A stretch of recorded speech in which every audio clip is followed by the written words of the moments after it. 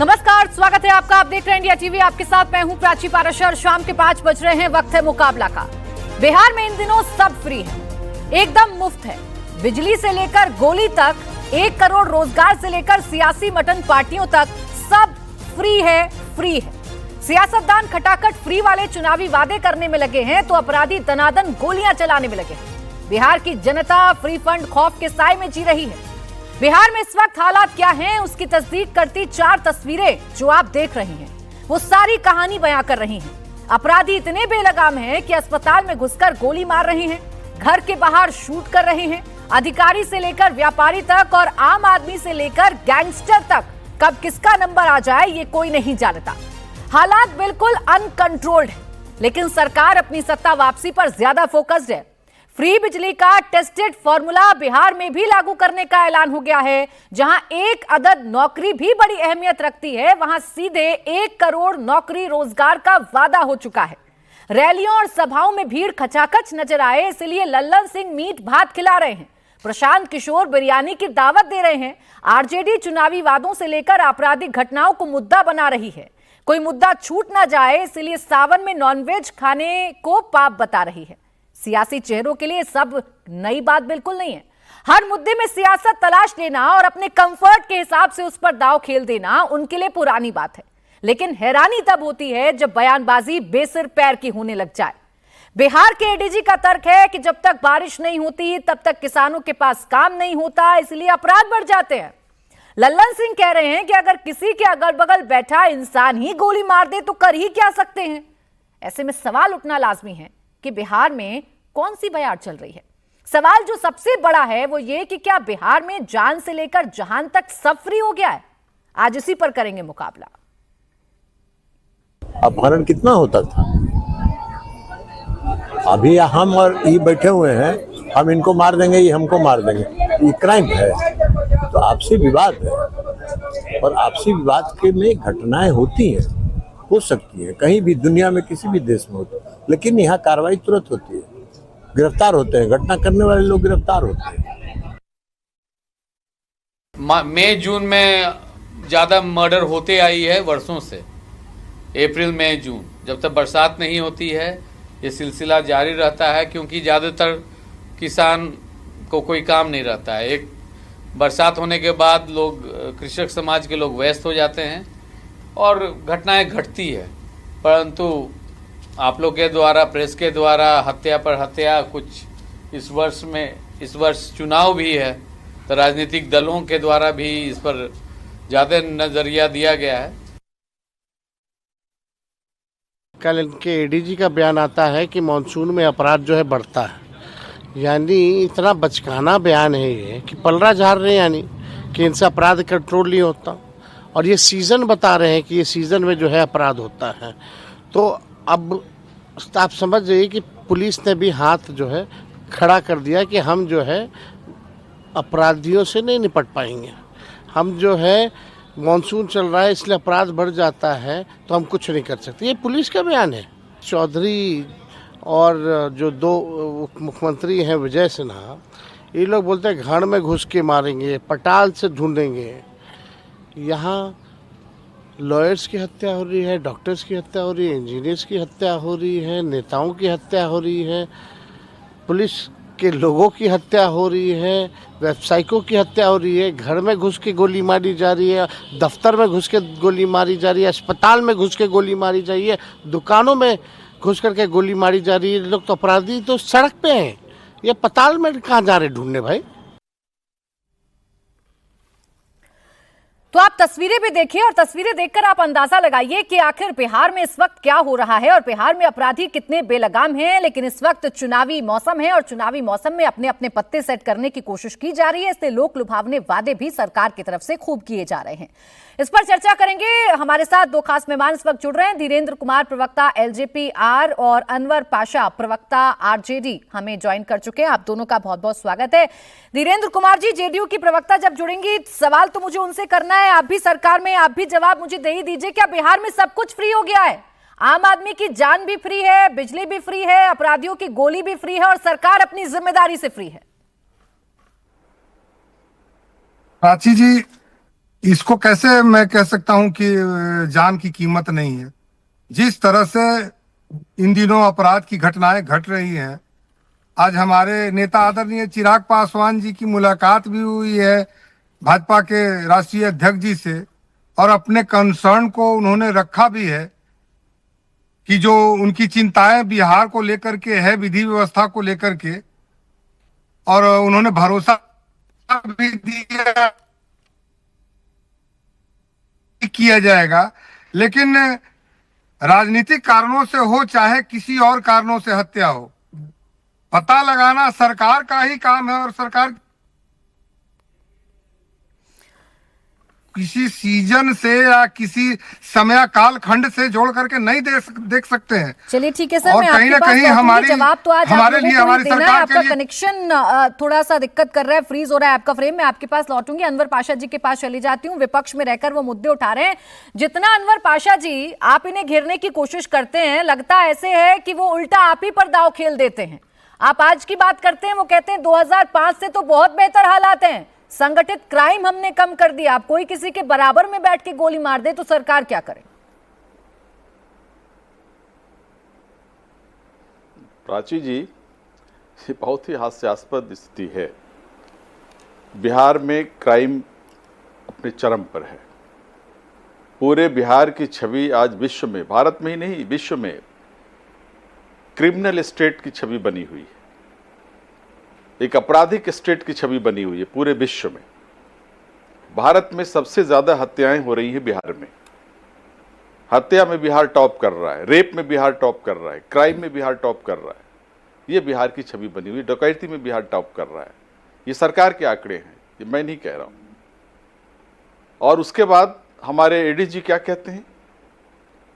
मैं भर्त्सना करता हूं इस तरह के स्टेटमेंट की, क्योंकि उन्होंने किसानों को अपराधी बता दिया, किसानों को हत्यारा बता दिया, उन्होंने किसानों को क्रिमिनल बता दिया। उन्होंने बिहार के किसान क्रिमिनल हैं, इसीलिए जब उनके पास काम नहीं होता है तो वो क्राइम करते हैं, वो हत्याएं करते हैं। ये स्टेटमेंट हमारे एडीजी साहब का है। और जो सरकार है वो मूक दर्शक बनी हुई है। हमारे चीफ मिनिस्टर कहाँ हैं? एक शब्द नहीं बोला उन्होंने बिहार की इस परिस्थिति पर। वो होम मिनिस्टर भी हैं बिहार के, पुलिस व्यवस्था उनके हाथ में है। वो सामने आकर क्यों नहीं बयान देते? ये हत्याएं कब रुकेंगी? बिहार की जो जनता है वो हत्याओं के गिरफ्त से कब बाहर आएंगे? ये क्राइम कब रुकेगा? कौन सा ऐसा तबका है बिहार का जो हत्याओं का शिकार नहीं हो रहा है? आज जो व्यवसायिक तबका है, बिजनेसमैन है, वो बिहार छोड़कर बाहर जा रहा है, उसकी हत्याएं हो रही हैं। और एक दो नहीं, दसियों हत्याएं ऐसी हो चुकी हैं। हर दिन कम से कम आधे दर्जन हत्याएं होती हैं। और उसके बाद सरकार जो है बैठी हुई है, कहती है ये तो आपस के झगड़े हैं। ये आपस के झगड़े, देखा आपने सीसीटीवी फुटेज देखी? आज पारस हॉस्पिटल का सीसीटीवी फुटेज, रोंगटे खड़े हो जाते हैं। कोई सुरक्षित नहीं है, न सड़क पर, न घर में, न दफ्तर में, न अस्पताल में, कोई सुरक्षित नहीं है। 5 हत्यारे घुसते हैं रिवॉल्वर लेकर के, कोई रोक टोक नहीं है, वहां कोई पुलिस नहीं, कोई सिक्योरिटी नहीं है, और जा करके वो हत्या करके बड़े आराम से वो चले जाते हैं। ये मनोबल, क्या आप कभी बिहार में कभी क्रिमिनल्स का मनोबल ऐसा था? जंगल राज की बात करते हैं, हत्या राज में बदल के रख दिया इस बिहार को, क्रिमिनल राज में बदल के रख दिया इस बिहार को। किस मुंह से ये जंगल राज की बात करेंगे? शर्म आनी चाहिए इन लोगों को। बिल्कुल ठीक आज है। जिस तरह की व्यवस्था वहां बनी हुई है पूरे बिहार में, ये सिर्फ पटना नहीं, पटना क्रिमिनल कैपिटल बन के रह गया है, क्राइम का कैपिटल बन के रह गया है। एडीजी के सामने रिवॉल्वर लहराते हुए, फायरिंग करते हुए अपराधी गुजरते हैं। चीफ मिनिस्टर के घर के सामने अपराधी गोलियां चलाते हैं, वहां फायरिंग करते हैं। उप चीफ मिनिस्टर के घर के सामने गोलियां चलाते हैं। लेकिन अनवर पाशा कोई जी, रोक टोक नहीं है, कोई डर नहीं है। अनवर पाशा जी, क्रिमिनल्स के दिलों से डर निकल चुका है। क्रिमिनल्स के दिलों से पुलिस का डर निकल चुका है। तब भी अपराधियों का बोलबाला था। आज नीतीश कुमार सत्ता में है, तब भी अपराधियों का बोलबाला है। सबसे ज्यादा सफर तो आम बिहारी करता है ना। अस्पताल में भर्ती वो मरीज कर रहे होंगे जिनके सामने गोलियों की तड़तड़ाहट चली है, जिनके सामने गोलियां चली हैं।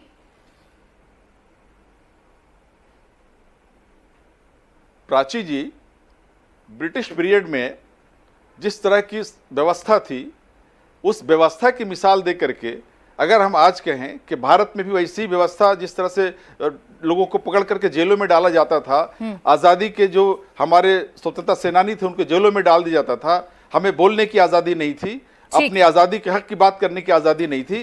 क्या हम ये कहेंगे कि हाँ स्वतंत्र भारत में भी उसी को बिल्कुल मिसाल ठीक बना है करके सर, हम बिहार स्वतंत्र के इन भारत में हालात के लिए अब ये जिम्मेदार उसी कौन तरह है? के जवाब पैमाना देंगे। बनाएंगे। अनुप्रिया जी जुड़ अरे गई हैं, 20 प्रवक्ता साल पहले, जेडीयू की इस वक्त मेरे साथ। 20 अनुप्रिया साल जी पहले, ठीक है, 20 अनवर साल पाशा जी पहले जवाब जो ले कुछ लेते हुआ, हैं। अनवर पाशा जी, जो आपके सवाल हैं वो मेरे भी सवाल हैं, और आज वो हर एक बिहार में रहने वाले शख्स के सवाल होंगे जो इस वक्त मैं अनुप्रिया जी आपसे पूछने जा रही हूं। ऐसा लग रहा है अनुप्रिया जी, बिहार में बिजली फ्री हो गई, नौकरी फ्री हो गई, मटन फ्री हो गया, अपराधियों की गोली फ्री हो गई, और आप यानी कि सरकार अपनी जिम्मेदारी से फ्री हो गई है। कोई जिम्मेदारी नहीं बिहार में। प्राची जी, जो घटनाएं हमारे आपके स्क्रीन पर दिख रही हैं, निश्चित तौर पे वो दुखद है, क्योंकि चाहे वो अपराधी की मौत हो, चाहे एक व्यक्ति की मौत हो, चाहे वो किसी भी व्यक्ति की मौत हो, उसके लिए सरकार निश्चित तौर पे दुखी है। लेकिन इस तरह की कार्रवाई के लिए प्रशासन जिम्मेदारी ले रही है, और लगातार जब घटना हो रही है प्रशासन वैसे लोगों को शिकंजे में पकड़ भी रही है और उनको सलाखों के पीछे भी कर रही है। क्योंकि मैं फिर कह रही हूँ कि घटना दुखद है। दूसरी बात, आपने कहा सब फ्री हो गया है। सब फ्री तो नहीं हुआ है। यहाँ पे बिहार में अपराधी अपराध कर करके मुख्यमंत्री आवास में बैठ कर करके वहां पे अपनी सुरक्षा में बैठे नहीं रहते। निश्चित तौर पे कार्रवाई होती है। 90 का दौर नहीं है, 20 साल की दौर की बात कर रहे थे अनवर पाशा जी। अनवर पाशा जी, आप तो बहुत पुराने हैं, आपको पता होगा, 90 का दशक याद होगा। अशोक सिंह एमएलए थे जो नहीं अनुप्रिया जी, आज 90 के दशक पर मैं आपसे बात नहीं करना चाह रही हूँ। ये जो पारस हॉस्पिटल से भयावह तस्वीर आ रही है, मैं इस पर आपसे बात करना चाह रही हूँ। मुझे पता था आप 90 के दशक पर जाएंगी, मुझे पता था आप 20 साल पहले के बिहार को दिखाएंगे, मैं बता रही हूँ नहीं। बताइए प्रशासन कहाँ जिम्मेदारी ले रहा है? मैं बता रही हूँ। आपने सुना बिहार के एडीजी का बयान, सुना आपने? इससे शर्मनाक कुछ हो सकता है? बिहार में अब सीजन चलते हैं क्राइम के, सीजन के भरोसे छोड़ दीजिएगा बिहार को। मैं एडीजी के बयान का भी खंडन करूंगी, मुझे बोलने दीजिए प्राची जी, क्योंकि उन्होंने जो बयान दिया है बिहार के किसानों के लिए, कि अगर मैं आपको ग्राफ दिखाऊं तो बिहार के किसान आत्महत्या नहीं कर रहे हैं, क्योंकि यहाँ पे कृषि रोड मैप चलता है जिसके तहत यहाँ के किसान अपने आप को बहुत ही सुरक्षित और अपने काम के प्रति खुश हैं। हमारी प्राकृतिक भी हमारे संयोग में जब नहीं होती है तब भी हमारी योजनाएं होती हैं जिसमें किसानों के लिए ऐसी स्थिति पैदा नहीं होती है। इस बात का मैं खंडन करती हूँ कि हमारे काम क्या सरकार का खंडन करने का है? नहीं अनुप्रिया जी, क्या बिहार की सरकार का काम खंडन करना, दुख व्यक्त करना ही रह गया है? जिम्मेदारी लेना नहीं रह गया है क्या? इतना बताइए ना बस मुझे रोक दिया, मैं बता रही हूँ। एमएलए हैं अशोक सिंह, उनके परिसर में आके गोली मार दी गई थी। तो मैं फिर कह रही हूँ कि घटनाएं कभी भी हो, और घटना आज बिहार में जो बात कर रही है वो दौर नहीं है जिसको जंगल राज कह रहे हैं, कि हर चौक चौराहे पे किसी को मार दिया जा रहा है और वो अपराधी जाके मुख्यमंत्री आवास में संरक्षण ले रहा है और प्रशासन के हाथ में हथकड़ी नहीं है। लेकिन हाँ, तेजस्वी जी हथकड़ी लगे व्यक्ति को चुनाव के मंच पे ले जाएंगे, उनको चुनाव लड़वाएंगे और कहेंगे कि यह जंगल है। अगर ये वो दौर नहीं है तो ये दौर क्या है? 17 जुलाई को गैंगस्टर चंदन का मर्डर पारस हॉस्पिटल में कर दिया गया। नहीं मैडम, आप सुनिए अब जरा, आप बार बार मुझे पीछे के बिहार की तस्वीर दिखाते हैं, आज के बिहार पर बात नहीं करना चाहती हैं आप। 14 जुलाई को कारोबारी खेमका का मर्डर हुआ, घर के सामने गोली मारी गई। 12 जुलाई को बीजेपी नेता विष्णुदेव की हत्या हुई, बाइक सवार बदमाशों ने गोली मारी। 13 जुलाई को वकील जितेंद्र का मर्डर हुआ, बेटी के प्रेमी ने गोली मार दी। 12 जुलाई को व्यापारी विक्रम की हत्या हुई, 2 बदमाशों ने शूट कर दिया। 11 जुलाई को कारोबारी रमाकांत की हत्या हुई, घर के बाहर गोली मार दी गई।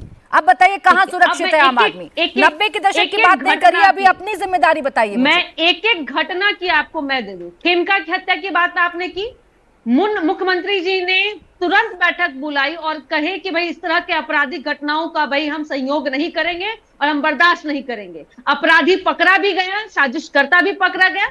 आपने बाकी जितनी भी घटनाओं की जिक्र की प्राची जी, वो वैसी घटनाएं हैं जहां पे पारिवारिक मामले हैं। हमारे यहाँ कोई नरसंहार नहीं हो रहा है, कोई गुटबाजी नहीं हो रही है, कोई गुंडा राज नहीं चल रहा है। मुझे ये अपराधों की परिभाषा नहीं समझाई अनुप्रिया जी, मुझे ये बताइए कि अपराध रोकने में आप लोग नाकामयाब क्यों हैं? पूछिए ना, मुझे ये बताइए कि अपराध रोकने में आप नाकामयाब क्यों हैं?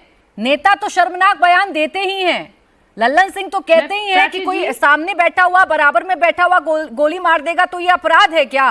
तो क्या कहूं इसे, क्या कहूं मैं इसे अपराध ना कहूं तो क्या कहूं? गलत कहा ललन बाबू ने, क्या गलत कहा? मैं बता रही हूं आपको कि यहाँ पे मैं फिर कह रही हूँ, यहाँ नक्सलियों का बोलबाला नहीं है, यहाँ अपराधियों का बोलबाला नहीं है, यहाँ गुंडे दो आपस में दो गुटों की लड़ाई नहीं हो रही है। अब परिवार के बीच में एक भाई भाई को मार दे रहा है, तो आप बताइए कि बिहार की जो आबादी है, हर एक घर में एक पुलिस को हम तैनात कर दे क्या? लेकिन फिर हम जिम्मेदारी लेते हैं। नहीं अनुप्रिया जी, ये जिम्मेदारी नहीं ले रही हैं आप। इससे शर्मनाक क्या हो सकता है कि आप आकर टेलीविजन स्क्रीन पर मुझसे ये कह रही है कि हम हर घर के बाहर पुलिस को तैनात कर दे क्या? नहीं, मत करिए तैनात, लेकिन पुलिस का इकबाल इतना बुलंद कर दीजिए अपराधियों में कि वो बेखौफ होकर किसी अस्पताल में गोलियां ना चलाएं। मैं आपको घटना बता रही हूं। अरे अपराधियों में इतना डर पैदा कर दीजिए पुलिस वालों का कि वो किसी के घर के बाहर जाकर माँ बेटी की हत्या ना कर दे। इतना डर पैदा करिए पुलिस का कि वो किसी की हत्या उसके घर के बाहर जाकर ना करें और शव को फेंक दें क्षत विक्षत हालत में। ये बताइए ना मुझे, जो कार्रवाई आप कर रही हैं उस कार्रवाई का क्या असर पड़ रहा है अपराधियों पर? क्या वो रुक रहे हैं? प्राची जी नहीं, लगातार प्राची जी बोलेंगी तो आप सुन नहीं पाइएगा। सुनिए तो सही पहले। मैं तो सुनने की कोशिश कर रही हूँ, कुछ बात तो कही है ऐसी कि मैं सुनकर अपने दर्शकों को बताऊं। मैं ब्लाइंड केस बता रही हूँ। बिहार में पटना में ही रहती हूँ। पटना के डाकबंगला चौराहे पे अपराधी ब्लैक स्कॉर्पियो में बिना नंबर की गाड़ी में मुंह पे नकाब बांधे दौड़ा दी, और हमारे प्रशासन ने 24 घंटे के अंदर उसको उत्तर प्रदेश से घसीट के लिए आया। तो हमारे प्रशासन पे सवाल उठाने के बारे में एडीजी की मैं चलिए ठीक है अनुप्रिया जी, ठीक है अनुप्रिया जी, आप क्या कार्रवाई कर रहे हैं, कितना रोक पा रहे हैं बिहार को, वो तो मैं तस्वीरों में देख रही हूँ। सुधांशु त्रिवेदी जी भी हमें ज्वाइन कर चुके हैं, बीजेपी के राज्यसभा सांसद हैं। सुधांशु त्रिवेदी जी, गर्मी का मौसम सुना था, ठंड का मौसम सुना था, बरसात का मौसम सुना था, यहाँ तो क्राइम का मौसम आ गया है बिहार में। इससे अजब गजब क्या होगा सुधांशु त्रिवेदी जी?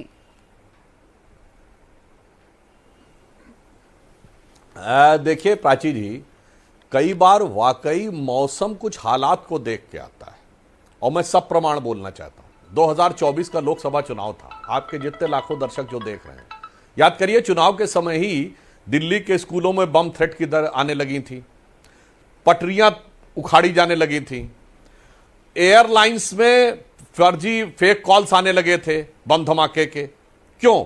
और चुनाव के बाद भी यह हुआ क्योंकि कुछ शक्तियों का मौसम लगा था कि अब उनकी ताकत बढ़ गई। और अब मैं इसे संयोग कहूं या राजनीति का बदलता हुआ मौसम कहूं कि साहब उसके बाद आप देखिए हरियाणा, महाराष्ट्र और दिल्ली, उसके बाद एयरलाइंस को जो फेक कॉल आती थी वो रुक गई। जो रेलवे लाइन में और वो फेक कॉल्स आती थी यहां बम रखा है, वो एक दौर में जब मोदी सरकार नहीं थी तो धमाके कर देते थे। फिर उनको लगा कि कुछ शक्तियों की ताकत बढ़ी है तो फेक कॉल्स करने शुरू कर दिए। जब उन्हें लगा कुछ शक्तियों की ताकत कम हो गई है तो फेक कॉल्स भी आने बंद हो गए।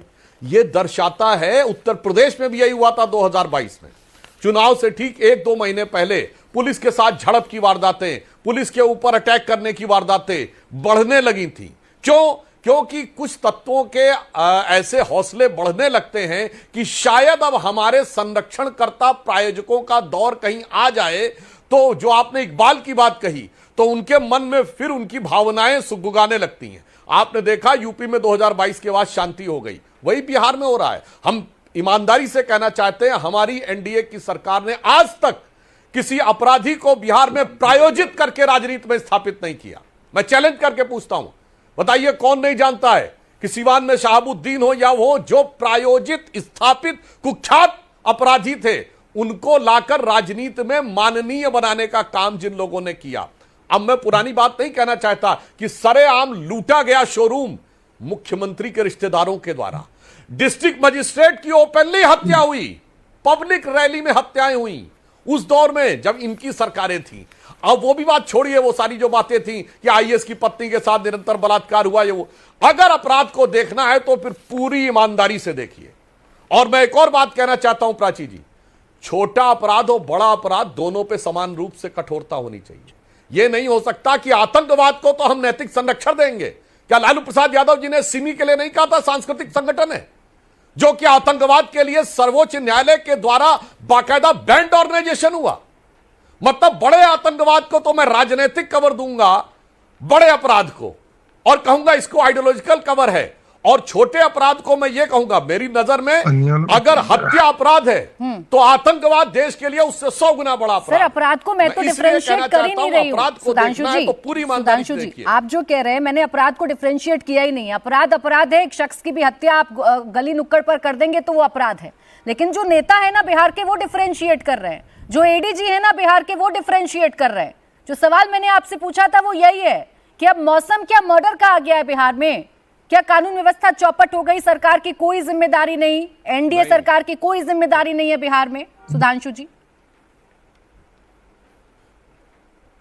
प्राची, अरे भाई हम लोग को भी बोलने का मौका दीजिए। आ रही हूँ सर, आ रही हूँ। सीधे संरक्षण देने की बात कही, मैंने सीधे संरक्षण देने की बात कही है। मतलब एक आतंकवादी संगठन को आप कहेंगे कि साहब ये तो सांस्कृतिक संगठन है, ये डिफरेंशिएट करना नहीं हुआ, ये सीधे अपराधी को संरक्षण देना हुआ। आप एक कुख्यात अपराधी को सांसद का टिकट देंगे और उसके बाद उसको माननीय बनाएंगे, ये डिफरेंशिएट करना नहीं हुआ, यह प्रायोजित करना हुआ। इसलिए आज जो हमारे प्रतिपक्षी बिहार में बोल रहे हैं, उसके लिए उत्तर प्रदेश के और बिहार के ग्रामीण क्षेत्रों की एक कहावत होती है, सूप बोले तो बोले और चलनी भी बोले जिसमें 100 छेद। तो मुझे लगता है बिहार की प्रबुद्ध जनता भली भांति समझती है। सर विपक्षी कि ये पूछे ना मौसम पूछे, में ये क्या सवाल बदलाव मेरा है किनके और ये बिहार अरमान की उमड़ जनता रहे का हैं, सवाल है। और सुधांशु चिंता जी, मत करिए, उन अरमानों का इलाज हमारी सुधांशु सरकार जी, प्रभावी ढंग से चाहे करेगी। संगठित अपराध हो, चाहे अपराधियों को संरक्षण देने की बात हो, चाहे अपराधियों को पकड़ने की बात हो, नतीजा क्या निकल रहा है इस पर तो हम बात करेंगे ना आज। नतीजा यह है कि पारस अस्पताल में 5 लोग घुसते हैं बेखौफ। हाँ बिल्कुल, बेखौफ घुसते हैं और तमंचा निकालकर अंदर भर्ती शख्स को अंधाधुंध गोलियों से भून डालते हैं। ये है नतीजा सुधांशु जी। तभी पूछ रही हूँ कि सब कुछ फ्री हो गया है क्या बिहार में? हाँ बिल्कुल, आपने कहा अगर आपको नतीजे का और डिफरेंशिएट करना है तो फिर पूरे कालखंड का करिए ना, फिर 20 साल और 15 साल का करिए, कम से कम 5 साल का ही कर लीजिए।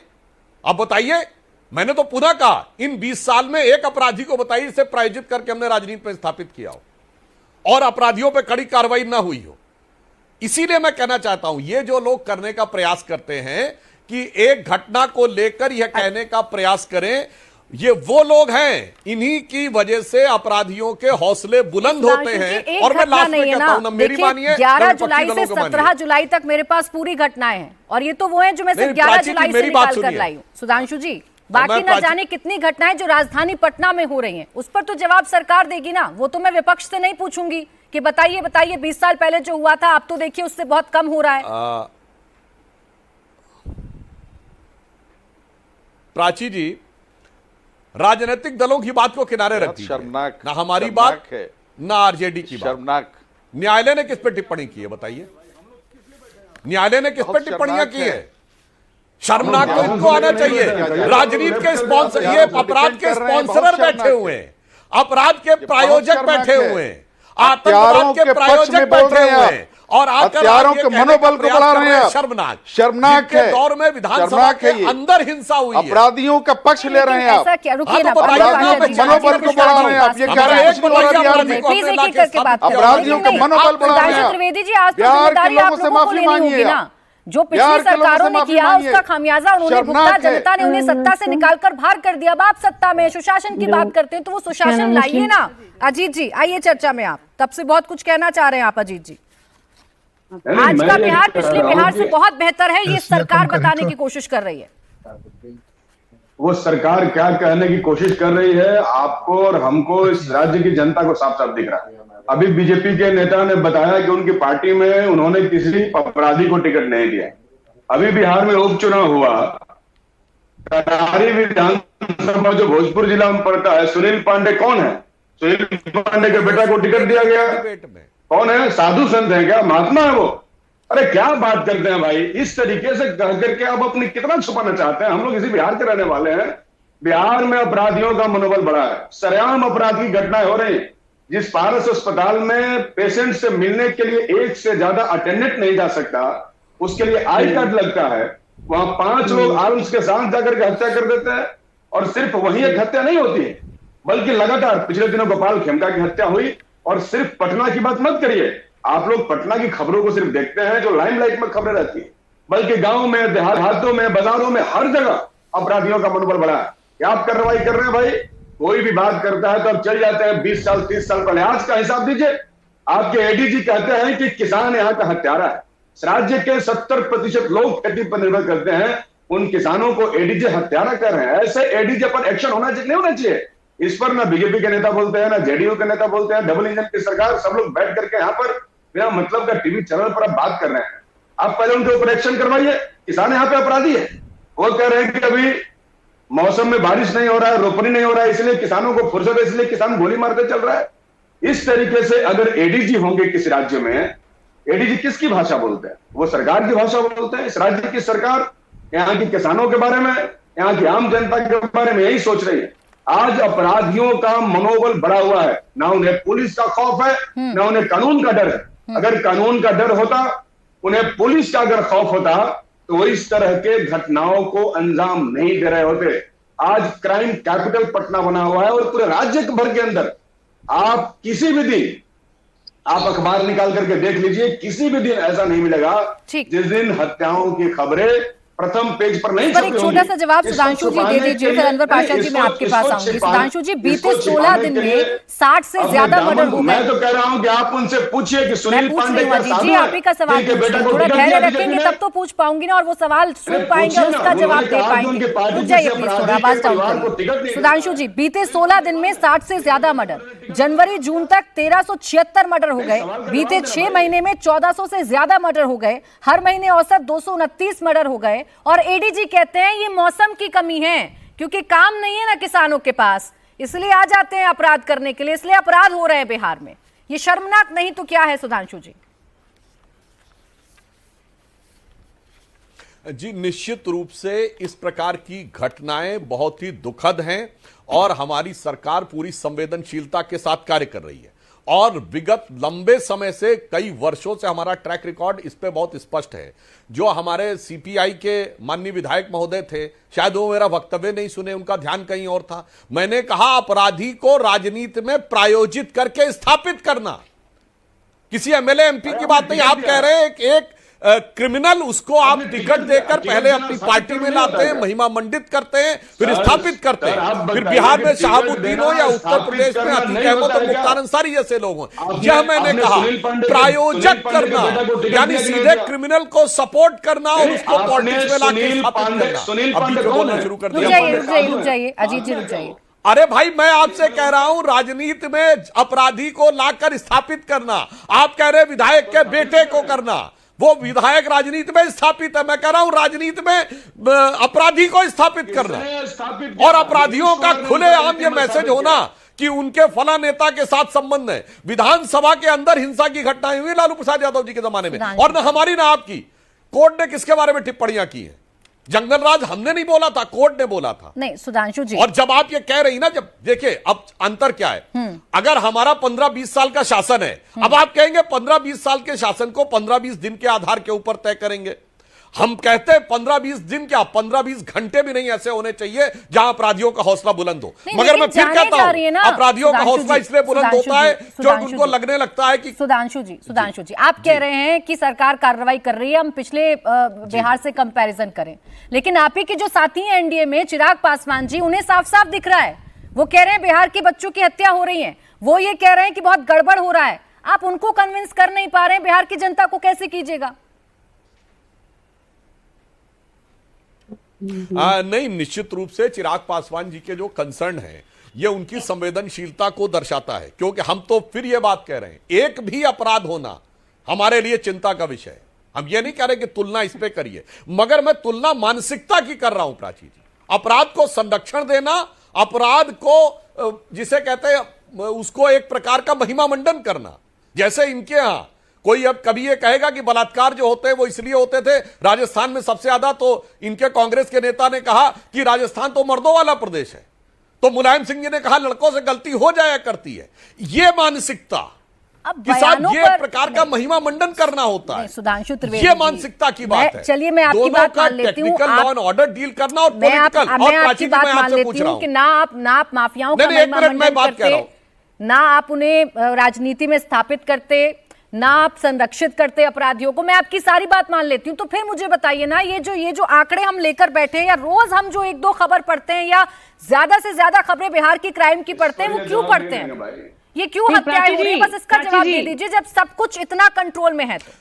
प्राची जी, आर यू प्राची जी एक बात सुनिए। बताइए ना, प्राची जी एक बात बताइए प्राची ना, जी, मैं एक बात आप कहना बिहार चाहता हूं। की स्टोरी दिखा रही है ना, क्या ऐसा प्रदेश देश में रुक जाइए और कोई अनुप्रिया जी। प्रदेश नहीं है कि बिहार की घटना को आप दिखा रही है, लेकिन अनुप्रिया जी रुक कार्रवाई जाइए। को नहीं दिखाती है। अनुप्रिया आप जी कार्रवाई रुक को नहीं जाइए। दिखाती है। प्राची अनुप्रिया जी सुन रुक लीजिए जाइए, ना। प्लीज रुक नहीं, जाइए। नहीं, आप यही सुनिए, आप किस लोगों तरह की से अप्रोच है ना कि आपने- अपराधियों में डर पैदा नहीं हो रहा है। बिहार की बात ना करूं, नहीं, जमाने भर की प्रॉब्लम बात क्या करूं। है ना, अरे बिहार में आप आपकी खुद ही सरकार है बोलना तो उसकी चाहती बात तो हैं। मैं करूंगी ना आपसे। सुन लीजिए ना, ये सुन मत लीजिए कहिए, ना। ये मत कहिए, ये नहीं, मत नहीं, कहिए। आप बस इस खुद छोटे से बोलना सवाल चाह का रही जवाब है। सुधांशु नहीं, जी नहीं, दीजिए, फिर सुधांशु अनवर जी को पाशा जी जितना आपने रिस्पॉन्ड समय करेंगे। दिया, मैं रुक चाहती जाइए हूँ उतना ही अनुप्रिया जी समय प्लीज। इंटरप्ट किए बोलें, दीजिए, सुधांशु जी। सुन तो लीजिए कि बिहार में क्या सुन चल रही रहा हूँ, है। सुन रही हूँ। बिहार में सुशासन है और आप बाकी जो फ्री की बात कर रही हैं, आपने कहा कि बिहार में बिजली की भी बात कीजिए, आप नौकरी की भी बात कीजिए बिहार में, क्योंकि क्या बिहार का सुशासन चुनाव है? बिहार के काम अनुप्रिया पे लड़ा जी, जाएगा। अनुप्रिया इन जी, घटनाओं के अनुप्रिया असर पे जी, बिहार की अनुप्रिया जी, जनता मैं सिर्फ बिल्कुल बिहार भी की बात घबरा इसलिए कर नहीं रही हूँ है। क्योंकि मर्डर के मामले में देश में दूसरे नंबर पर है बिहार। नहीं, आप एनसीआरबी का NCRB की आंकड़ा है। रिपोर्ट पढ़िए ना। कुल मर्डर ठीक के है, 10.27% उसी मामले सिर्फ NCRB बिहार में को। होते हैं।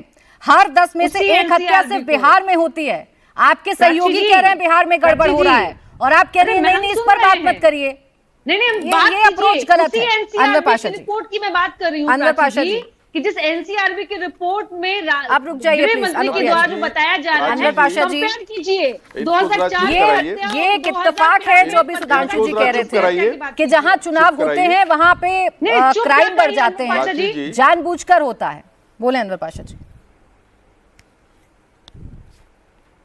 जी, प्राची जी, अभी सुधांशु जी ये कह रहे थे कि जो आतंकवादी है उसको संरक्षण देने का काम किया। आतंकवाद की बुनियाद रखी आपने सुधांशु जी, आपकी पार्टी के जो आपके आइडियल हैं। कौन है गॉडसे? गॉडसे कौन है? किस संगठन से उसका संबंध रहा है? आपके आइडियल्स ने इस देश में, आजाद भारत में आतंकवाद की बुनियाद रखी, राष्ट्रपिता की हत्या की। वो आतंकवादी था, वो आपके आइडल्स हैं। आप उसकी गरिमा बढ़ाते हैं और महिमा मंडन करते हैं, गॉडसे की महिमा मंडन। आप क्या बोलेंगे आतंकवाद के बारे में? आतंकवादियों को संरक्षण कौन देता है? सांप्रदायिक आतंकवादियों को संरक्षण कौन देता है? किस ऑर्गेनाइजेशन से जुड़े हुए हैं ज्यादातर सांप्रदायिक आतंकवादी? उसका भी जवाब आपको देना पड़ेगा। और आपने बात की इलेक्शन कमीशन के वेबसाइट पे जाकर देखिए, 2/3 क्रिमिनल रिकॉर्ड वाले एमपीज एमएलए आपकी पार्टी में है, मर्डरर्स हैं, रेपिस्ट हैं, इस तरह के चार्जेस उन पर लगे हुए हैं, और वो लोग आपके एमपी एमएलए बने बैठे हुए हैं। ये मैं नहीं कह रहा हूं, इलेक्शन कमीशन का वेबसाइट कह रहा है। आप क्या बात करेंगे क्रिमिनल्स पे? आप क्या बात करेंगे दूसरी पार्टियों पे? यह स्थिति आपकी बन गई। मैं नाम लेना नहीं चाहता था, लेकिन आपने नाम पूछा है। ये हुलास पांडे कौन है? आज किस पार्टी में है इस वक्त? वो उनके राजीव तिवारी जो हुलास पांडे के भाई हैं, वो किस पार्टी में है आज? क्या कर रहे हैं वो? सम्राट चौधरी साहब के खिलाफ क्या मर्डर का केस नहीं चल रहा है? पेंडिंग नहीं है? ये क्या सत्य नहीं है? ये जेवेश मिश्रा कौन है जो करोड़ों लोगों का, गरीबों का गलत दवाई खिला करके, नकली दवाई बेच करके अरबों रुपए कमाए? वो कौन है? किसकी पार्टी से ताल्लुक है उसका? राम सूरत राय कौन है जो आपके एमएलए हैं ना? क्या है उनका रिकॉर्ड? पप्पू पांडे कौन है गोपालगंज के? किस पार्टी के हैं वो? कौन संरक्षण दे रहा है इनको? ये सारे नाम आप जरा देखिए जाकर के। आप बात करते हैं आतंकवाद की, आप बात करते हैं संरक्षण की, अपराधियों के संरक्षण की। ये सब लोग कौन लोग हैं? ये लोग, इन सब लोगों को आपकी सरकार और आपके एलाइज संरक्षण दे रहे हैं, खुला संरक्षण है, और इसी से मनोबल बढ़ा हुआ है। जेल मैनुअल में आप उसको अमेंडमेंट करके आप बाहर निकालते हैं क्रिमिनल्स को। ठीक है धीरेन्द्र जी, आपकी सरकार देखिए बहुत बड़ी लिस्ट है आज अनवर पाशा जी के पास। उंगली उठाने से पहले आज वो आरोप जो हमेशा अनवर पाशा जी की सरकार पर लगते थे, उनके बीते कार्यकाल पर लगते थे, आज उन्हीं आरोपों में आप लोग घिरे हुए हैं। आप फ्री बीज की पॉलिटिक्स के खिलाफ खड़े होते हैं, फ्री बीज की पॉलिटिक्स करने लगते हैं। आप फ्री में बिजली का ऐलान कर देते हैं मौके पर। आप कहते हैं जंगल राज को हमने खत्म कर दिया, वही जंगल राज लौट कर आ जाता है बिहार में। क्यों ऐसा? प्राची जी देखिए, अभी अनवर पाशा जी जो बता रहे हैं, सुनील पांडे जी की बेटे को अपराधी बता रहे हैं। कौन सा ऐसा इनके पास है बताइए आपकी वो अपराधी हैं? अरे अपराधी के बेटे तो आपके पार्टी में है, आदरणीय तेजस्वी प्रसाद जी। और अपराधी हमने नहीं कहा है, कोर्ट ने आदरणीय लालू प्रसाद जी को अपराधी कहा है। आज आप उनके बेटे को, जो कि आरोपी हैं, मैं नहीं कहता हूं कि वो अपराधी हैं, लेकिन आप आज उनको बिहार का मुख्यमंत्री बनाना चाहते हैं अनवर पाशा जी। अरे अपने गिरेबान में कभी कभी ढांक के तो देखिए। मैं जो बता रहा हूं, गलत बोल रहे हैं। मैंने सुनील पांडे का नाम नहीं लिया, मैंने हुलास पांडे का नाम लिया, मैंने सुनील पांडे का नाम नहीं लिया, मेरी बात को सुनिए, मैंने हुलास पांडे का नाम लिया, मैंने सुनील पांडे का नाम नहीं लिया। अपराध नहीं आप गलत बयानी से काम ले रहे हैं। मैंने सुनील पांडे का नाम नहीं लिया, आप रिकॉर्ड निकाल के देखिए मेरे स्टेटमेंट का। अनवर पाशा जी, मैंने हुलास पांडे का नाम लिया। मेरी बात सुनिए, मेरी बात सुनिए। मैंने सुनील पांडे का नाम नहीं लिया, ये आप वापस मैंने आपकी बात सुना है। हुलास पांडे का नाम मैंने लिया, मैंने सुनील पांडे का नाम नहीं लिया। सर स्पेसिफिक नामों से आगे निकलकर आज बिहार पर बात कर लूं, बिहार की जनता पर बात कर लूं। आइए लौटकर धीरेन्द्र जी, या तो आपके नेता सही बोल रहे हैं, या फिर सुधांशु जी सही बोल रहे हैं, अनुप्रिया जी सही बोल रही हैं, या तीनों ही सही बोल रहे हैं। मैं बता रहा हूं कि सभी लोग सही। 100 अगर विकास के पैमाने हैं, 99 पे मुझे गर्व है कि बिहार में आज उत्तम स्वास्थ्य हुआ, उत्तम सड़कें हुई, सर्वोत्तम हवाई सेवा हुआ, सर्वोत्तम रेलवे सेवा हुआ, और किसानों के लिए फ्री बीज मिला। विकास के पैमाने पर विकास दर 2 अंकों में बिहार में पहली बार, सबसे बड़ा देश का बजट बिहार में पहली बार। हाँ, एक जो धब्बा हमारे ऊपर में लगा हुआ है, चाहे वो प्रायोजित भी हो सकता है विपक्ष के द्वारा, लेकिन सरकार के लोग में बैठे पुलिस के लोगों को ऐसे साजिशों का पर्दाफाश करना पड़ेगा। और उस मामले में मैं निवेदन करता हूं कि यहाँ के सरकार में जो बैठे वरिष्ठ प्रशासनिक पदाधिकारी हो, डीजीपी साहब हो, चाहे गृह सचिव जी हो, मैं अपराधियों को पिछले दफा उनको चिताओं पर पहुंचाया गया है, और जो दूसरे अपराध करके गए हैं, राजद के शासनकाल में इंजीनियर ब्रिजबिहारी की जिस तरह से हत्या करवाई गई थी, आज उसी तरह की हत्या निवेदन अनवर पाशा जी करें तो समझ में आता है। आप सरकार में हैं, आपने तो दबाव बनाना है। बताइए कितनी कार्रवाई हुई अधिकारियों पर? शर्मनाक बयान जो हम सुबह से सुन रहे हैं एडीजी का, क्या कार्रवाई हुई बताइए।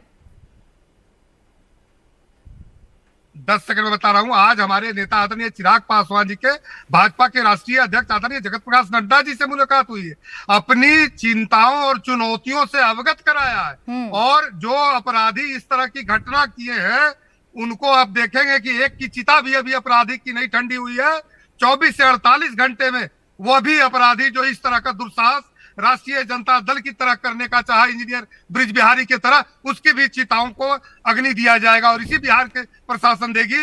लेकिन मैं बिहार के लोगों को फिर से आश्वस्त करता हूं कि हमारी पार्टी और एनडीए के सभी लोग अगर साजिश कर रही है तो फिर भी फेलियर आपका है।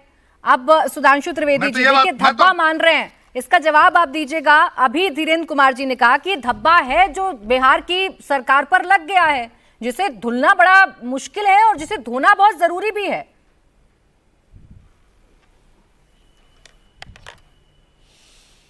देखिए, बिहार की सरकार ने सभी धब्बों को मिटाने के लिए पूरे के पूरे सफाई की व्यवस्थाएं की थी।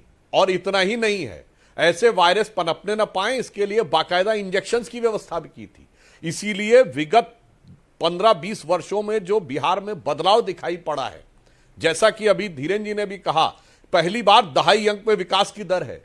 कृषि विकास की दर पिछले कई वर्षों में लगातार ऊपर की तरफ गई है। एक दौर था जिस जमाने में विकास दर निगेटिव थी, इंडस्ट्रियल ग्रोथ रेट निगेटिव थी, यानी यहां से पलायन होता था उनका। हाँ, मगर एक चीज में विकास दर इस सरकार में मैं कहूंगा जो हम लोग चाहकर भी नहीं नियंत्रित कर पाए, कुछ सीमांचल के जिलों में इतनी तेजी से विकास दर हुई है जहां पर कि बहुत रोजगार के अवसर भी नहीं है, मगर दिल्ली, मुंबई, बंगलौर से ज्यादा लोग वहां पर आए हैं और उनके आधार कार्ड बनते चले जा रहे हैं।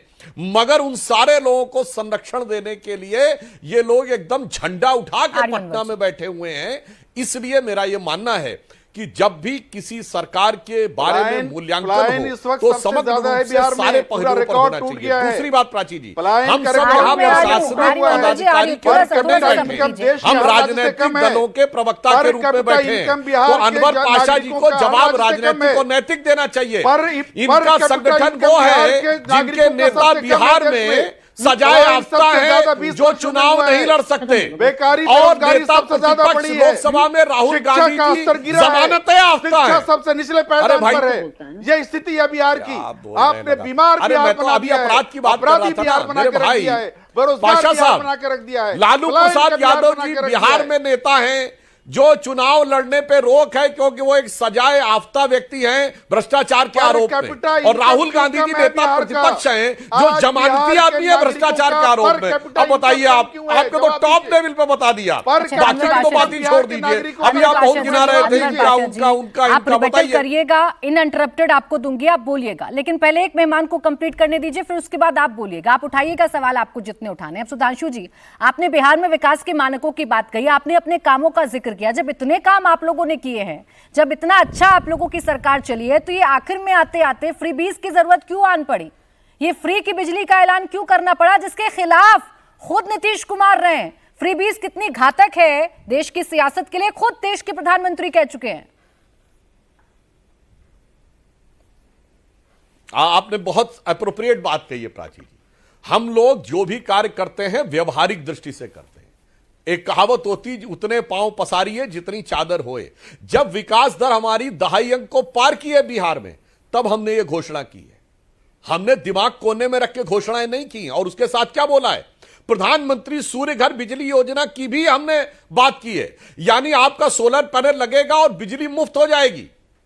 यानी कालांतर में कोई ना पर्यावरण पे जोर ना खजाने पे जोर। और जब इलेक्ट्रिक व्हीकल्स आएंगे, 2 व्हीलर हो या 4 व्हीलर, वो भी उससे चार्ज होंगे, यानी पेट्रोल के खर्चे से भी बचत मिलेगी।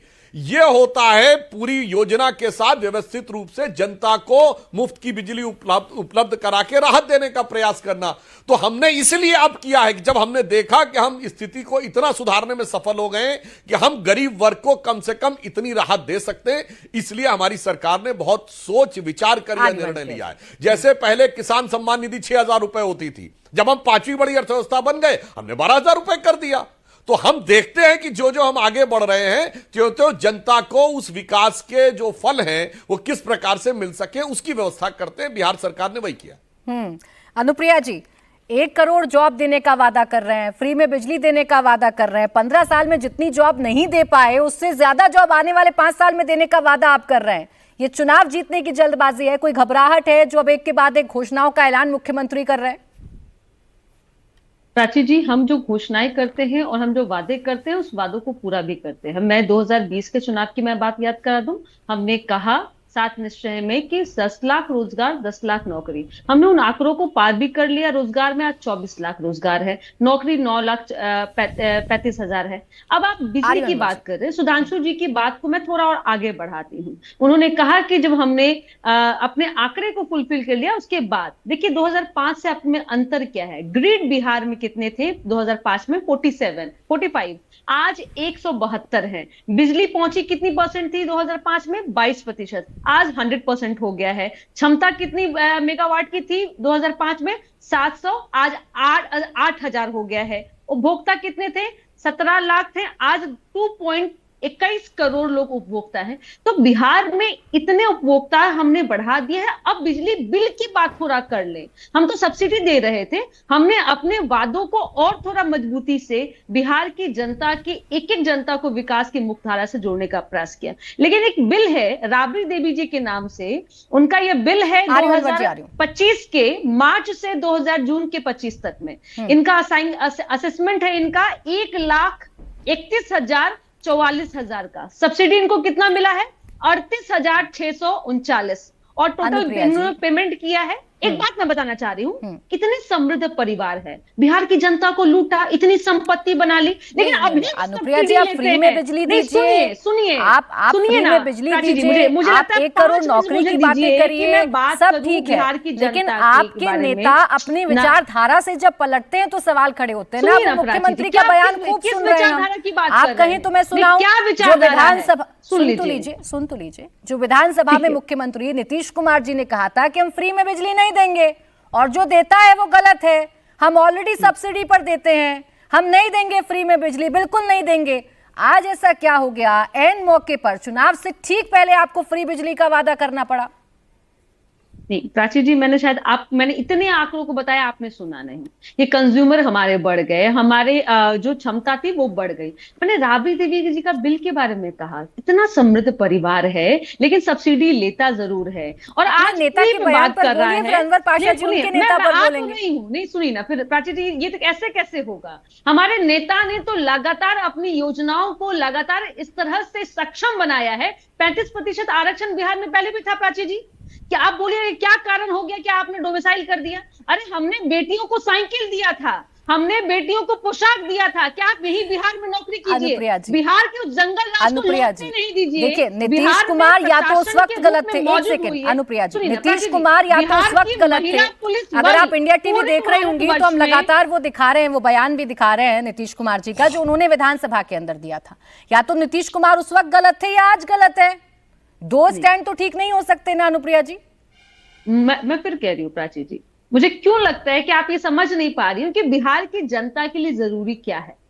और बिहार में, क्योंकि अभी जस्ट सुधांशु जी ने कहा कि सोलर पैनल की बात हो रही है कि ना ही हमारी लागत होगी, आज बिजली जो खुद ही बनेगा और जिनके पास में ज्यादा बिजली होगा। मेरी समझ और ना समझ से बिहार नहीं चलता ना, मुख्यमंत्री के स्टैंड से बयान चलता है। अचानक मुख्यमंत्री बदल जाते हैं, फ्री बीज के खिलाफ रहते हैं, अचानक कहते हैं हम फ्री में बिजली देंगे, तो सवाल खड़े हो जाते हैं। अब आइए अनवर पाशा जी, सबसे बड़ा मुद्दा छीन लिया क्या? अब आपको लग रहा है तो मास्टर स्ट्रोक हो गया नीतीश कुमार का, ये फ्री बिजली देकर, इसलिए आप लोग सुबह से लगे पड़े हैं बताने के लिए कि ये तो तेजस्वी यादव का था, इनका नहीं है, इन्होंने चुराया है, नकल की है। प्राची जी, बहुत ही हंसी मुझे आ रही है जेडीयू की जो स्पोक्स पर्सन बोल रही हैं रोजगार की बात। उनको याद दिलाना चाहता हूं कि 2020 के इलेक्शन में जब हमारे नेता श्री तेजस्वी प्रसाद यादव जी ने अपने मैनिफेस्टो में घोषणा की थी, लालू जी राबड़ी देवी जी के बिल पे बोलेगा अनवर पाशा जी, तो उस समय नीतीश कुमार जी ने उस समय इलेक्शन के जलसों में जाकर ये कहा था कि कहां से पैसा लाएगा, क्या अपने बाप के घर से पैसा लाएगा? ये शब्द है नीतीश कुमार जी के, कहां से पैसा लाएगा, अपने बाप के घर से लाएगा, ये शब्द है नीतीश कुमार जी के। नौकरी को लेकर कितने वो सीरियस हैं, इस बात का अंदाजा लगाया जा सकता है। क्या नौकरी दी आपने? 5 लाख नौकरी हमने 17 महीने की सरकार में, हमारे महकमे, हमारी मिनिस्ट्री एजुकेशन डिपार्टमेंट में 5 लाख लोगों को नौकरी दी हमने। और हमने शर्मनाक तरीके से आपके नेता को शर्मसार करते हुए उन्हीं के हाथों से वो नौकरियों के पत्र दिलवाए। ये स्थिति रही है बिहार की। और बिहार में जो जनता जिस तरह से त्राही है, उस त्राही जनता ने एक एक करके बात करिए अनुप्रिया जी, मुझे ऑडियो डाउन करवाना होगा। अनवर पाशा जी सुन रहे थे आपकी बात, आप ध्यान से सुनो। अनुप्रिया जी रुके प्लीज रुके। बोरिया बिस्तर सरकार का समेट दिया था 2020 के इलेक्शन में ही। 2020 के इलेक्शन में ही बिहार की जनता ने एनडीए सरकार का बोरिया बिस्तर उठा दिया था, बांध दिया था। धांधली करके ये दोबारा आए। कितनी सीटें हैं इस वक्त नीतीश कुमार जी के पास? कितनी सीटें हैं बताइए, कहां हैं वो? दूसरी तरफ हमारी नेता की पॉपुलैरिटी देखिए, नंबर 1 है। हमारी योजनाओं को अब चुरा रहे हैं, नकल कर रहे हैं। हमने घोषणा की कि 2,500 हम महिलाओं का सम्मान राशि उनको देंगे माई बहन योजना के जरिए। आपने उसे चुरा लिया, आपने चुराया, लेकिन आप उतना दे नहीं पा रहे हैं। हमने कहा था अच्छा एक बात बताइए अनुप्रिया जी, प्लीज रुकिए अनुप्रिया जी, ऐसे नहीं हो पाती है डिबेट। आपस में एक साथ एक दूसरे के बीच में बोलेंगे तो डिबेट नहीं कर पाएंगे। अनवर पाशा जी, आपने उसको चुरा लिया और 1100 का अनाउंसमेंट अनुप्रिया जी की आवाज डाउन करिए। आप चोरी कर रहे हैं। अनवर पाशा जी, बिजली नहीं है बिहार में। अनवर पाशा जी, स्मार्ट मीटर जो है, अनवर पाशा जी, स्मार्ट मीटर से त्राही है जनता बिहार की। अनवर पाशा जी 2 घंटे बिजली आती है बिहार में। सवाल सुन लीजिए, सवाल सुन लीजिए। वो सरकार जो करके दिखा रही है, 1 अगस्त से बिल माफ हो जाएंगे, उस सरकार की नीयत पर आपको शक है। और आप जो सत्ता में नहीं है उनका चुराएगी सरकार। ये ऐसा ही लग रहा है ना कि कोई मास्टर स्ट्रोक चल दिया है शायद सरकार ने, जिसकी वजह से अब डर लग रहा है या घबराहट हो रही है। प्राची जी, रोजगार हमारा सबसे प्राइम मुद्दा है, प्राइम एजेंडा है।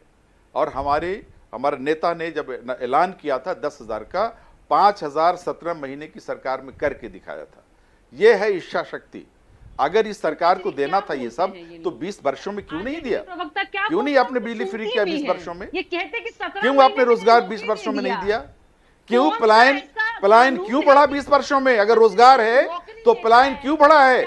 देश में नंबर 1 पे पलायन पे बिहार है। बिहार की जनता का पर कैपिटा इनकम देश के हर राज्य से कम है। क्यों है ये स्थिति? ये बिहार की 20 वर्षों की स्थिति है। बिहार के 20 वर्षों की स्थिति में इसका जवाब सुधांशु त्रिवेदी जी आप दीजिएगा प्लीज। रुक जाइए प्लीज, एक एक करके बात करते हैं, ज्यादा अच्छा होगा। अनवर पाशा जी कह रहे हैं सुधांशु त्रिवेदी जी कि हमारी इच्छा शक्ति थी, हमने नौकरी दी। रुकिए अनवर पाशा जी, रुकिए। और इन्होंने वादा किया कि 200 यूनिट फ्री बिजली देंगे, उसी की कॉपी करके अब ये सरकार 125 यूनिट फ्री कर रही है बिजली की।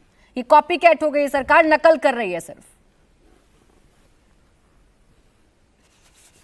प्राची जी, जो अनवर पाशा जी कह रहे हैं कि इनकी इच्छा शक्ति क्या थी, तो मैं दर्शकों से कहना चाहूंगा, ये जो रोजगार के बारे में इच्छा शक्ति कह रहे हैं, इसके पीछे छुपी इच्छा समझिए। जब तेजस्वी यादव जी ने बोला था कि 20 लाख नौकरी देंगे, उसमें अंतर्निहित भाव लोग समझ नहीं पाए। वो मीनिंग था 20 लाख नौकरी नहीं देंगे, 20 लाख में नौकरी देंगे। अरे नौकरी के लिए जो पैसे नहीं दे पाए उनसे जमीन ले ली गई। ये थी इच्छा शक्ति। और इस बात के लिए न सिर्फ मुकदमा चल रहा है, इसके कोरोबोरेटिव एविडेंसेस अवेलेबल हैं। यानी यह बात बहुत स्पष्ट है कि इच्छा शक्ति के पीछे की इच्छा क्या थी, बिल्कुल बहुत साफ समझ में आता है। नहीं मालूम है आपको? क्या बात कर रहे हैं? बोले सारे आरएसएस के लोगों। अरे भाई, ये तो कोर्ट में केस चल रहा है, हवा में थोड़ी बोल रहा हूं। दफ्तरों में आपने ये तो इस बात काम किया आपने 11 वर्षों में। देश को आपने आतंकवादियों के हाथ में दे दिया। विषय में डाइवर्ट करने के लिए मैंने सिर्फ इतना बताया, नौकरी के बदले में जमीन ली गई। बिहार के गरीब बच्चों से जमीन जायदाद लिखवा कर बिहार के सबसे अमीर परिवार में, जिसपे ये आरोप है कि दिल्ली में उनके मॉल होने के आरोप है, उस पर जांच चल रही है। दिल्ली में फार्म हाउस होने के आरोप है, उस पर जांच चल रही है। आपसे नौकरी पर बात कर रही हूँ, आप पहुंच के न जाने अब किस और मुद्दे पर। अभी नौकरी पर जवाब आने दीजिए ना। अपने सवाल पूछा कि कॉपी क्यों कर रहे हैं, जवाब आने दीजिए एक बार। बोले सुधांशु जी। देखिए, अभी आपने कहा था प्राची जी, आज के समय में बात करनी चाहिए। मैं एक बार अवॉइड किया। पहले अनवर पाशा जी गोडसे पे पहुंच गए, अब अंग्रेजों के जमाने में पहुंच गए। तो अनवर पाशा जी, आप भी कान खोल के सुन लीजिए। अंग्रेजों के द्वारा स्थापित पार्टी वो है जिसके साथ आप खड़े हैं। कांग्रेस एलन ऑक्टेवियम ह्यूम एक ब्रिटिश सेक्रेटरी के द्वारा स्थापित है, और शुरुआती अध्यक्षों के नाम आप पढ़े लिखे ना पता हो, विलियम वेडनबर्न, जॉर्ज यूल, अल्फ्रेड रोब, ये सब कांग्रेस के शुरुआती अध्यक्ष हैं। 1909 तक अध्यक्ष रहे हैं। और जवाहरलाल नेहरू जब प्रधानमंत्री बने तो उन्होंने सितंबर 1946 में क्वीन की निष्ठा की शपथ ली थी। अरे अंग्रेजों से मिलकर चलते रहे, कहां की बात कर रहे हैं? स्वतंत्रता आंदोलन की बात कर रहे हैं। अंग्रेज साहब बहादुर के कदमों में बैठी हुई पार्टी, वो कहते हैं कि हम बोल रहे थे। इसलिए वो विषय छोड़िए, आज के विषय पे आइए। रुक जाइए अनवर पाशा जी, रुक जाइए। अच्छा, अभी समर्थन पे एक बात याद आई। आपातकाल की 50वीं बरसी अभी हुई, और जिन लालू प्रसाद यादव जी की बेटी मीसा के दौरान पैदा हुई थी, इसलिए नाम रखा था मीसा, कि कांग्रेस को उखाड़ फेंकेंगे। वो एक ट्वीट नहीं किए आपातकाल पे, एक वक्तव्य नहीं दिए आपातकाल पे। किस कदर गैरत खत्म हो जाती है राजनीतिक गठबंधन करके, ये सामने दिखाई पड़ता है। अरे भाई साहब, अंग्रेजों की लड़ाई से ज्यादा बड़ी लड़ाई उस समय दूसरी आजादी की लड़ाई, और जो बिहार में लड़ी गई मुख्य रूप से, उसकी लड़ाई में सर ठीक है, लेकिन आज के बिहार में तो सिर्फ क्राइम ही क्राइम नजर आ रहा है। एक के बाद एक घटनाएं हो रही हैं, और ऊपर से नेता फ्रीबीज का ऐलान भी कर रहे हैं। शुक्रिया आप सभी का हमारे साथ आज की चर्चा में जुड़ने के लिए। तो मुकाबला में आज के लिए बस इतना ही।